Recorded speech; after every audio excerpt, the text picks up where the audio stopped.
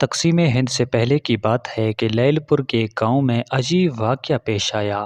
لیل پور یعنی موجودہ فیصل آباد کا ایک گاؤں، فاضل پور جس کے لوگ مثالی تھے۔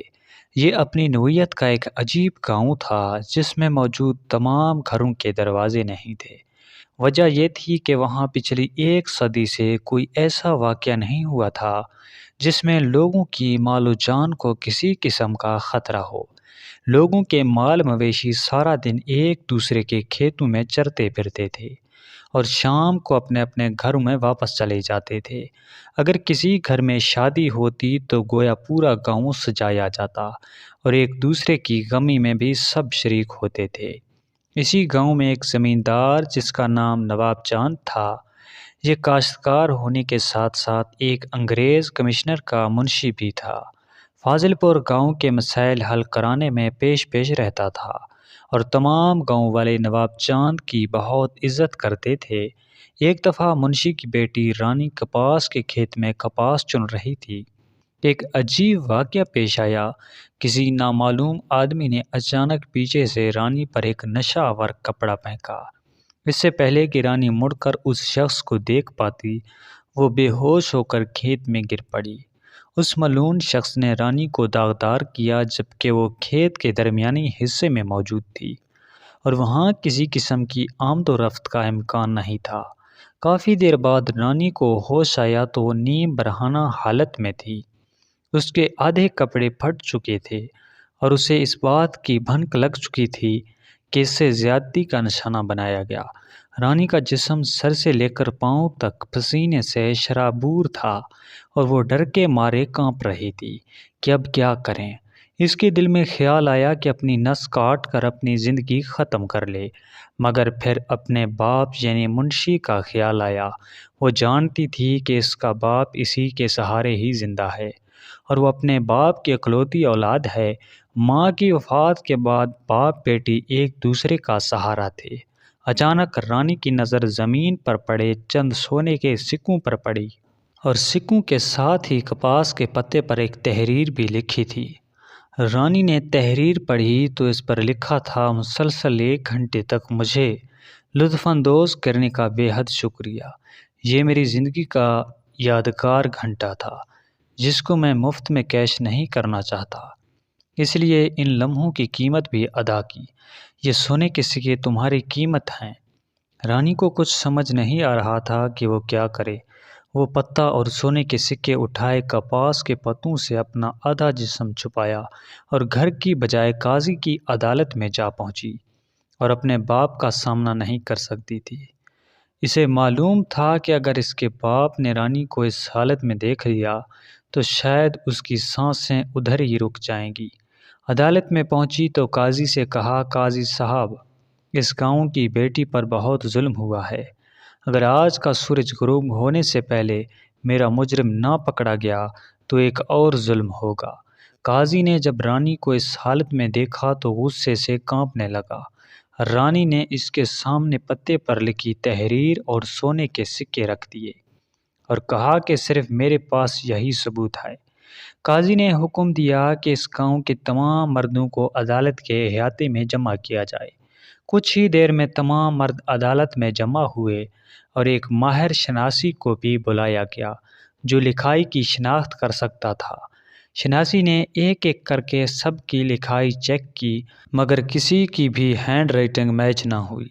رانی کا باپ منشی بھی عدالت میں پہنچ گیا اور بلند آواز میں چیخ چیخ کر کہنے لگا کہ گاؤں والو، آج تم سب کے لیے مر جانے کا مقام ہے۔ میں نے تم لوگوں کے حقوق کی جنگ لڑی، اس گاؤں کی فلاح کے لیے دن رات محنت کی، مگر افسوس کہ تم نے میری بیٹی کو ہی داغدار کر ڈالا۔ عدالت میں موجود تمام لوگوں نے منشی سے کہا کہ یہ جرم کرنے سے پہلے ہم ہلاک نہ ہو جاتے۔ ہم نے ایسا کچھ نہیں کیا۔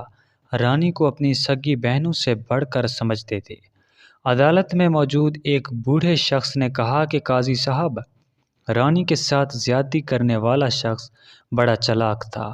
ایسے محسوس ہوتا ہے جیسے اس کے دل میں انتقام کی آگ جل رہی تھی، ورنہ وہ پتے پر تحریر نہ لکھتا، نہ ہی سونے کے سکے رہ جاتا۔ قاضی نے منشی سے پوچھا کہ تمہارا کسی کے ساتھ کوئی جھگڑا تو نہیں؟ جس پر منشی نے بتایا کہ ایسی کوئی بات نہیں، ہمارا کسی سے کوئی جھگڑا نہیں، نہ ہی ہم نے زندگی میں کسی سے بحث کی، اور دل دکھایا۔ سونے کے سکوں کو دیکھ کر قاضی کے دماغ میں ایک ترکیب آئی۔ کافی دیر سوچنے کے بعد قاضی نے سپاہیوں سے کہا کہ پانی کا ایک بڑا سا برتن لایا جائے، اس پانی کو آگ پر گرم کیا جائے، میں دیکھتا ہوں کہ جب مجرم کو کھولتے ہوئے پانی میں ڈالا جائے گا تو وہ اپنے جرم کا اقرار کیسے نہیں کرے گا۔ عدالت میں موجود سب لوگ خوف سے کانپنے لگے اور قاضی سے التجا کرنے لگے کہ خدا کی قسم ہم بے گناہ ہیں، ہمارے ساتھ ایسا ظلم مت کرو۔ ایک بڑے سے کڑاہ میں پانی کے گیلن ڈالے گئے اور آگ پر پانی گرم کیا گیا۔ قاضی نے حکم دیا کہ عدالت میں موجود تمام مرد ایک قطار میں کھڑے ہو جائیں۔ یہ بات سنتے ہی گاؤں کے مرد حضرات کی چیخیں نکل گئی، انہیں اپنی موت اپنی آنکھوں کے سامنے نظر آنے لگی۔ ایک بوڑھے دیہاتی نے قاضی سے کہا کہ قاضی صاحب، مجھے آپ کھولتے ہوئے پانی کے کڑاہ میں نہ ڈالیں بلکہ سیدھا آگ میں ہی ڈالیں۔ جب آپ نے ہم سب کو بے گناہ مارنے کا ارادہ کر ہی لیا ہے تو پھر ایسی سزا دیں جو سب سے زیادہ تکلیف دہ ہو۔ قاضی نے قطار میں کھڑے مردوں کو گننا شروع کیا اور سپاہی سے کہا کہ وہ سونے کے سکے لے آؤ۔ سپاہی سونے کے سکے قاضی کے سامنے لایا تو قاضی نے انہیں کھولتے ہوئے پانی میں ڈالا۔ عدالت میں موجود تمام لوگ قاضی پر حیران ہوئے کہ یہ آخر کرنے کیا جا رہا ہے، مگر اب انہیں اس بات کا یقین ہو چکا تھا کہ کم از کم ہم تو پانی میں نہیں ڈالے جائیں گے۔ قاضی نے کڑاہ پر پانی کے اوپر والی تہہ پر غور کیا اور فوراً سپاہیوں کو حکم دیا کہ اس گاؤں کے جتنے بھی قصاب ہیں انہیں عدالت میں پیش کیا جائے۔ سپاہی جانتے تھے کہ اس گاؤں میں صرف 2 ہی قصاب گوشت فروخت کرتے ہیں جو اسی قطار میں موجود تھے، جو عدالت کے احاطے میں قاضی کے کہنے پر بنائی گئی قطار میں کھڑے تھے۔ قاضی نے دونوں کو آگے آنے کا حکم دیا۔ ایک کا نام بشیر جبکہ دوسرے کا نام مولوی اختر تھا۔ قاضی نے گاؤں والوں سے پوچھا کہ آج کے دن دونوں نے دکان کھولی تھی یا نہیں۔ سب گاؤں والے جانتے تھے کہ مولوی اختر جمعہ کے دن گوشت فروخت نہیں کرتا جبکہ بشیر قصاب ہفتے کے 7 دن گوشت فروخت کرتا ہے۔ قاضی نے بشیر قصاب کو حوالات میں بند کیا اور سپاہیوں سے کہا اسے اس وقت تک مارتے رہو جب تک یہ اپنے جرم کا اعتراف نہ کرے۔ انہوں نے قصاب کو تشدد کا نشانہ بنایا تو اس نے اپنے جرم کا اعتراف کر لیا۔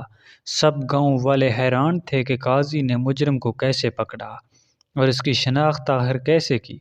قاضی نے کہا کہ جب میں نے ان سکوں کو کھولتے ہوئے پانی میں ڈالا تو پانی پر گوشت کی چکنائی کی ایک تہہ بن گئی، بس مجھے سمجھ آ گیا کہ یہ کام ایسا شخص کر سکتا ہے جس نے یا تو کوئی تازہ جانور ذبح کیا ہو یا پھر پھٹے پر گوشت فروخت کرتا ہو۔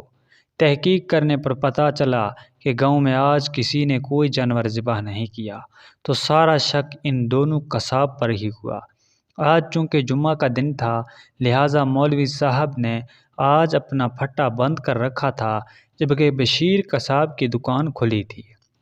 اس نے رانی کو کباس کی کھیت میں کیلے جاتے دیکھا تو ادھر سے ہی رانی کا پیچھا کیا، انہیں گوشت والے ہاتھوں سے سکے جیب میں ڈالے، پھر جیب سے باہر بھی نکالے۔ جس وقت رانی کپاس کی کھیت میں گئی تھی اس وقت اس کی دکان بھی بند تھی۔ اسی پر شک کیا گیا اور اب تو اس نے اپنا جرم کا اعتراف کر لیا۔ قصاب کو اس کے جرم کی عبرت ناک سزا دی گئی۔ اسے سپاہیوں نے پکڑ کر اسی کھولتے ہوئے پانی کے کڑاہ میں ڈال دیا۔ سب دیہاتیوں نے اپنی آنکھوں سے اسے تڑپتے ہوئے دیکھا اور اس کی چیخیں سنی۔ اس کے بعد فاضل پور گاؤں میں ایسا واقعہ دوبارہ پیش نہ آ سکا۔ منشی اپنی بیٹی رانی کے رشتے کے بارے میں بہت پریشان ہوا کیونکہ اس واقعے کے بعد رانی کی منگنی ٹوٹ چکی تھی۔ رانی کا منگیتر ایک سنگ دل شخص تھا جو حقیقت جاننے کے باوجود رانی کو اپنانے کے لیے تیار نہ تھا۔ منشی کی پریشانی کو دیکھتے ہوئے قاضی نے رانی کو اپنے بیٹے کے لیے مانگ لیا۔ منشی نے عزت کے ساتھ رانی کو اپنے گھر سے رخصت کیا اور رانی نے اپنی نئی زندگی کا کامیاب آغاز کیا۔ اگر ہماری آج کی ویڈیو اچھی لگے تو ویڈیو کو لائک اور چینل کو ضرور سبسکرائب کریں۔ شکریہ۔